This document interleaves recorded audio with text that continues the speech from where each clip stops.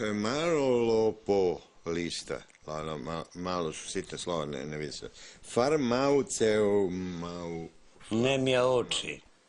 Farmaceutska mafija. Onda građevinska također mafija. Dobro, da vidimo dalje. Evo još jedna mafija, duhanska. To je isto što je duhanska, jel pa da? Sad, Lustracija. Lustracija jeste, izvinjavam se. Ne, uopšte ne znam šta mi je danas. Tako se nešto...